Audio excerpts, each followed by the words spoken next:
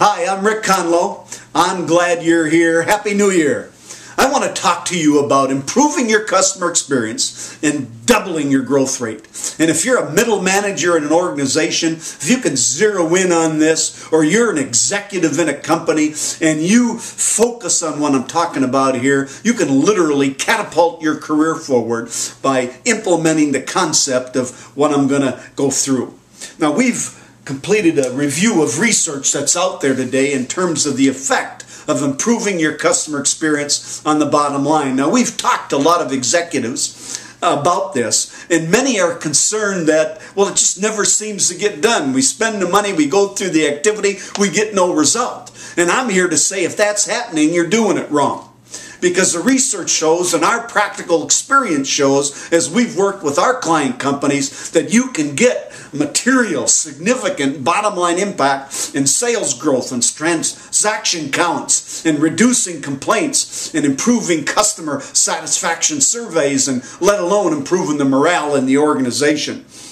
Harvard Business Review, the service profit chain research shows that if you improve employee engagement 5 points, it can impact the customer satisfaction scores 1.3 points and get you 0.5% improvement in revenue. So if you double or triple that, now you're getting into some significant numbers. You see, our economy is limping along at 1.5%, 2.5%. And wow, wouldn't it be great if you could double, triple, or quadruple that? It's possible by focusing in on your customers, who, after all, they're the lifeblood of your organization. If you don't have greater customer loyalty, you're going to go out of business, or at best start declining quickly.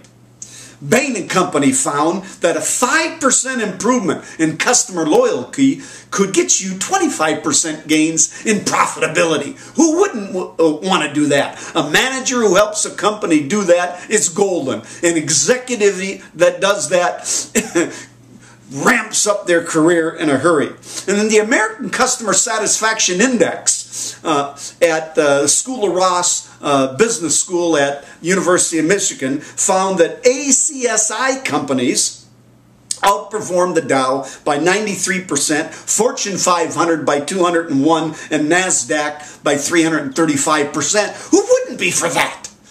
That's what the opportunity is for improving your customer experience. So as we dug into that, we looked at companies like Disney, Amazon, we took a look at Wegmans, Southwest Airlines, and Nordstrom's, and a few others, and asked, what are they doing differently? Because they're rated higher on all the scores than other companies and consistently rated well. What are they doing differently or better than others? We found 5 cultural habits, which I'll briefly mention. The first one is that delivering great service is a way of doing business. It's not a program. It's a process. It's how we work around here. It's a culture. That's what happens in these top performing companies. And that's why they get the impact on the growth rate. People love working there. They go out of their way.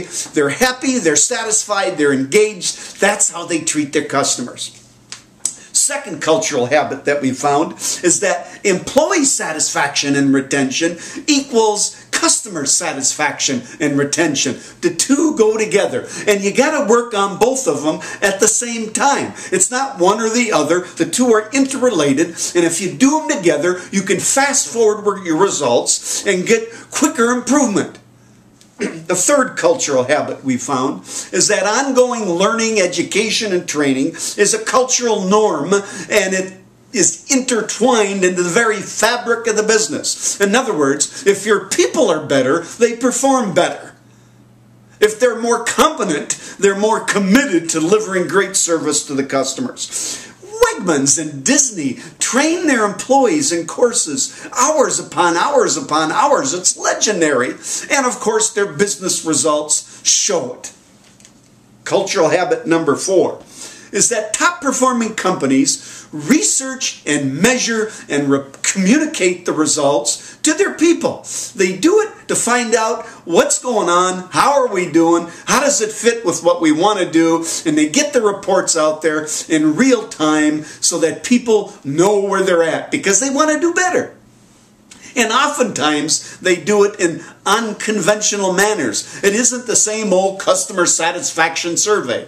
A large survey company recently held a conference, and they had all their client companies in, and then they did breakouts. And you know what they were talking about in the breakout sessions by their industry? Is why we can't get improvement around here. The survey doesn't do the improvement. The survey just gives you the data. What gets you the improvement is what you do with the data and how it's used. And that's what these top companies do. And then, of course, it's the execution that matters on the data and the feedback you get from customers. And then the fifth thing, of course, is that continuous improvement, getting better, moving ahead, finding a better way, a different way to be more effective, to keep customers is part of the equation.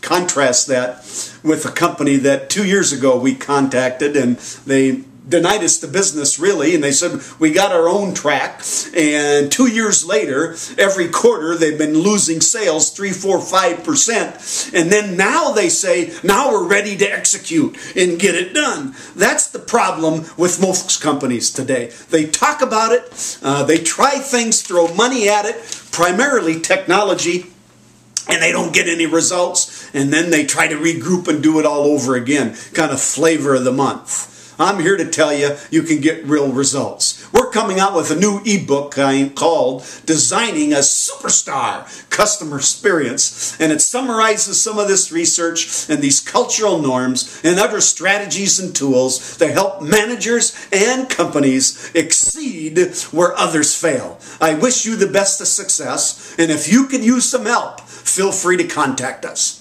Thank you and have a great day.